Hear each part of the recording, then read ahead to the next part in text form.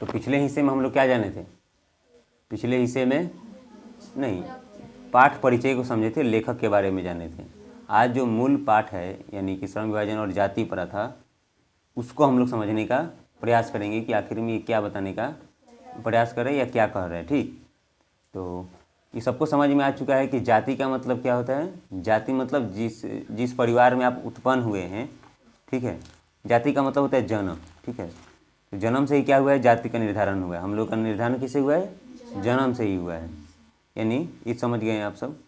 तो बाबा साहब का क्या विचारधारा है किसमें? श्रम विभाजन और जाति प्रथा में। इसको हम लेकर चल रहे हैं। आप ये भी जान चुके हैं श्रम विभाजन मतलब काम का बंटवारा, और जाति प्रथा यानी जाति वाला जो सिस्टम है उसके बारे में लिखकर है। अब जरा देखिए क्या है। यह विडंबना की बात है कि इस युग में भी जातिवाद की पोषकों की कमी नहीं है।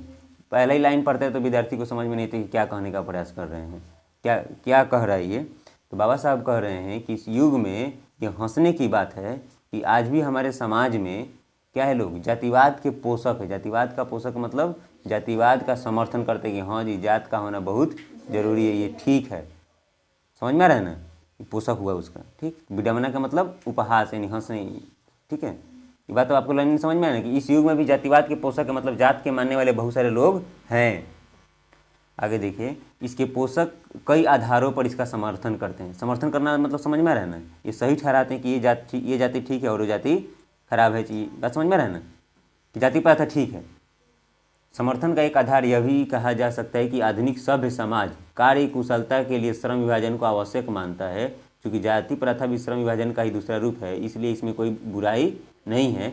और इस तर्क के संबंध में पहली बात तो यही आपत्तिजनक है कि जाति प्रथा श्रम विभाजन के साथ साथ श्रमिक विभाजन का ही रूप ले लिए हैं। अब ये भी आपको नहीं समझ में आया तो देखो, जैसे हम कहेंगे कि नहीं ये कलम ठीक है और ये कलम खराब है, तो कैसे आप इसे ठीक कह रहे हैं? कोई ना कोई तर्क देंगे ना। तो जैसे लोग कह रहा है कि जातिवाद के पोषक जो जातिवाद के पोषक हैं वो अपने आप को ठीक ठहराते हैं, तो कोई तर्क क्या देते हैं? तो वो कहते हैं, क्या कहते हैं कि जो आधुनिक समाज है वो कार्य कुशलता के आधार पर काम को बांटता है। मतलब अगर कोई पढ़ाने वाला व्यक्ति है, ठीक से पढ़ा रहा है तो मास्टर बनेगा।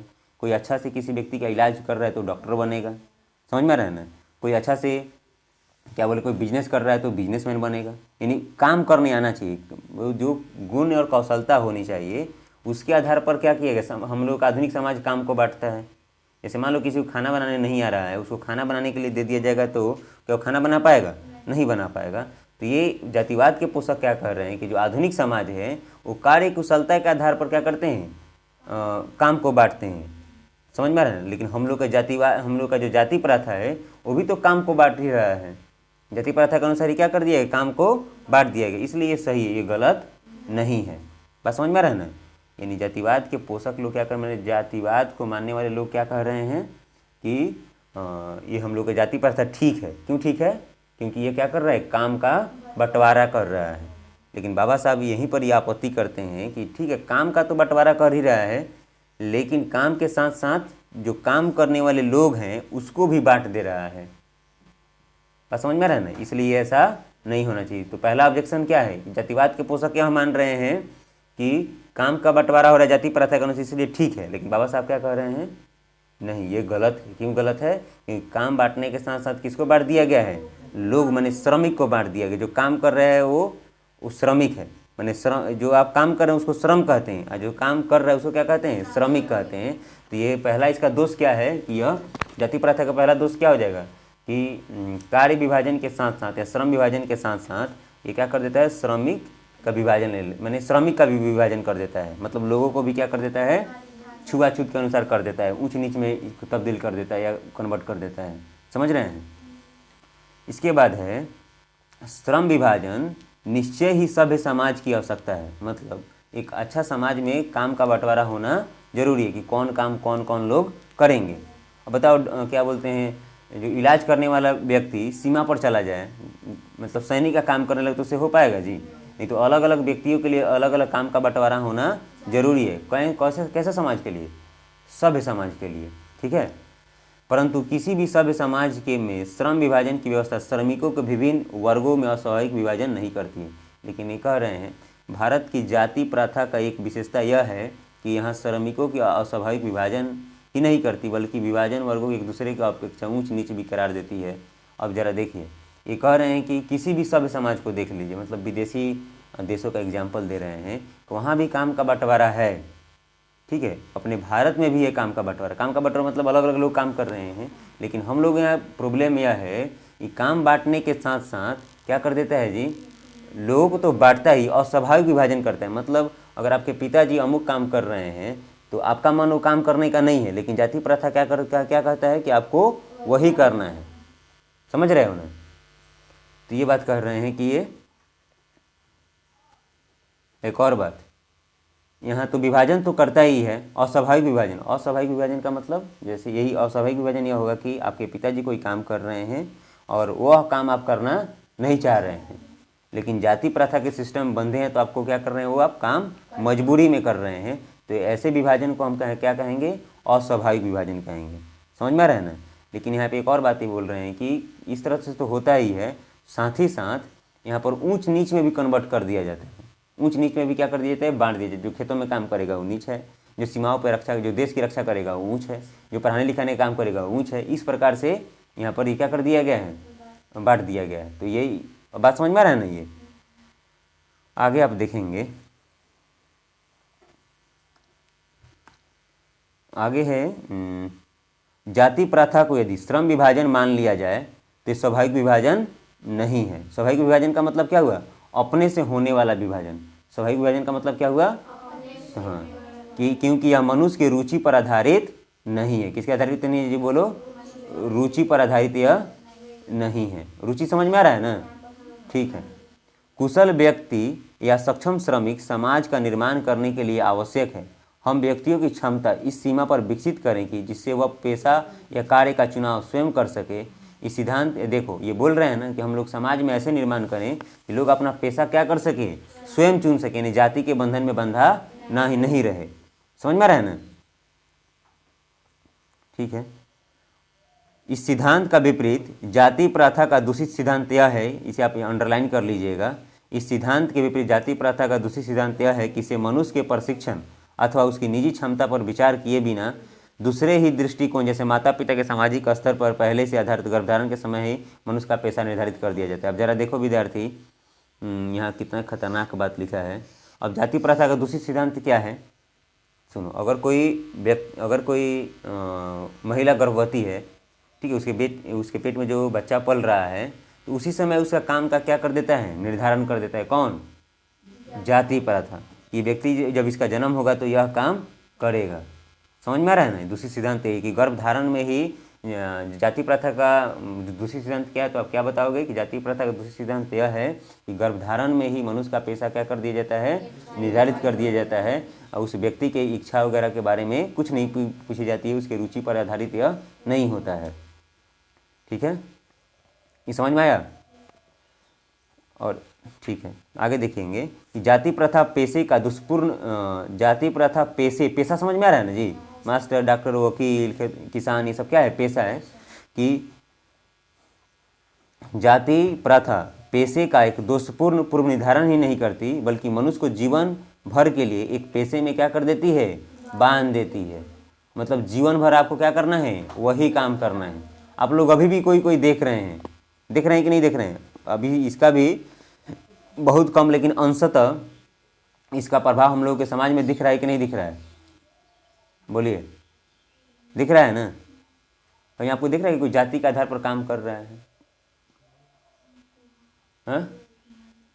हाँ, और भी है, जैसे कुम्हार लोग हो गए।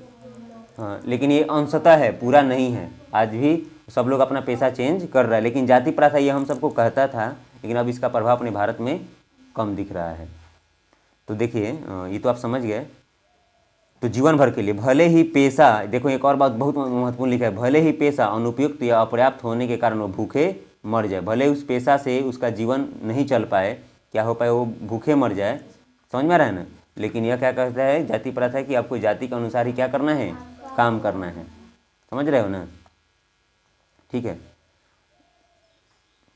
आधुनिक युग में यह स्थिति प्रायः आती है क्योंकि उद्योग धंधों की प्रक्रिया, तकनीक में निरंतर विकास और कभी कभी अकस्मात परिवर्तन हो जाए, जिसके कारण मनुष्य को अपना पेशा बदलने की आवश्यकता पड़ सकती है। यदि प्रतिकूल परिस्थितियों में मनुष्य को अपना पेशा बदलने की स्वतंत्रता न हो तो उसके लिए भूखे मरने के लिए आप अथवा क्या चारा रह जाएगा, यही लिखा है ना, चारा लिखा है क्या, हाँ, क्या चारा रह जाता है।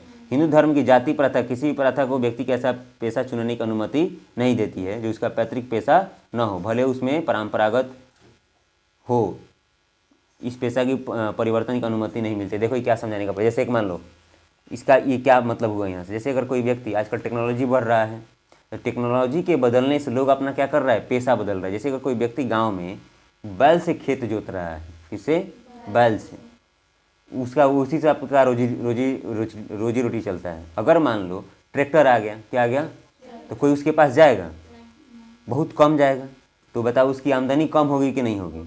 लेकिन जाति प्रथा क्या कहता है कि आपको वही काम करना है, समझ में आ रहा है ना, भले आप भूखे मर जाएं। एक और एग्जांपल, आज से कुछ वर्ष पहले, आज से 10-15 वर्ष पहले, 25-20 वर्ष पहले रेडियो का दुकान खूब अच्छा चलता था। किसका दुकान, रेडियो का। तो अब वो व्यक्ति जीवन भर रेडियो ही बनाता रहे तो क्या उसके पास अभी एक भी ग्राहक जाएगा, तो उसको पेशा बदलना चाहिए कि नहीं बदलना चाहिए। तो यही बोले कि आधुनिक युग में पेशा नहीं बदलने से आदमी क्या हो सकता है, भूखे मर सकता है। क्यों क्यों भूखे मर सकता है, क्योंकि आधुनिक तकनीक का क्या हो रहा है, विकास हो रहा है और एक मशीन की जगह पर दूसरा मशीन काम कर रहा है। बात समझ में आ रहा है। लेकिन जाति प्रथा ऐसा नहीं कहता है कि आप जीवन भर जो काम कर रहे हैं वही करते रहिए। समझ में आ रहा है ये बात, आप लोग जरूरी घर पर पढ़िएगा। पैतृक पेशा समझ में आ रहा है ना, पैतृक पेशा, पैतृक पेशा जिसके हम लोग क्या करते हैं, जिसके माता पिता से जो पेशा मिला है उसको हम क्या बोलते हैं, पैतृक पेशा। आगे देखिए, ठीक है, जाति प्रथा भारत में बेरोजगारी का एक प्रमुख और प्रत्यक्ष कारण बनी हुई है। उस जमाने में ऐसा कहा जा सकता था, लेकिन अब ऐसा ये बात नहीं है। समझ रहे हो, अब ऐसा बात है क्या, नहीं है, लेकिन उस जमाने में ये प्रमुख था। ठीक, अगर एक ही परिवार के, अगर एक मान लो एक व्यक्ति है, इसके 10 बच्चे हैं, ठीक है, और ये व्यक्ति कोई काम कर रहा है तो 10 बच्चे भी वही काम करेगा जाति के अनुसार। जाति प्रथा यही कहता है ना कि आपको यही काम करना है, समझ रहे हो ना। तो बताओ लोग बेरोजगार होगा कि नहीं होगा। अब एक खेत है, 10 कट्ठा खेत है, उसमें 10 लोग काम करेगा तो क्या होगा, आमदनी कम होगी कि नहीं होगी, समझ रहे हो नहीं। इस प्रकार हम देखते हैं कि श्रम विभाजन की दृष्टि से भी जाति प्रथा गंभीर दोषों से युक्त है। अगर मान ये कह रहे हैं कि अगर जाति प्रथा को श्रम विभाजन का ही रूप मान लिया जाए तभी इसमें बहुत सारा दोष है। जाति प्रथा का श्रम विभाजन मनुष्य की स्वेच्छा पर निर्भर नहीं रहता है, मनुष्य की व्यक्तिगत भावना तथा व्यक्तिगत रुचि का इसमें कोई स्थान या महत्व नहीं रहता है। इस आधार पर भी हमें यह स्वीकार करना पड़ेगा कि आज के उद्योगों में गरीबी और उत्पीड़न इतनी बड़ी क्या लिखा जी, समस्या नहीं है जितनी कि यह बहुत से लोग निर्धारित कार्यों को अरुचि के साथ केवल विवशता करते हैं। मतलब ये कह रहे हैं कि जाति प्रथा में जो लोग पेशा को अपना चुनता है वो किस पर चुनता है, विवशता पर, मजबूरी में चुनता है। समझ में आ रहा है ना। आगे देखिए, ऐसी स्थिति स्वभावतः मनुष्य की दुर्भावना से ग्रस्त होकर टालू काम करने और कम काम करने के लिए प्रेरित करती है। जैसे अगर मान लो जो काम आप रुचि से नहीं कर रहे, आपको पढ़ने का मन नहीं कर रहा है, या एक मिनट मैं पढ़ाई पर चला गया, भी एक जरूरी ही है।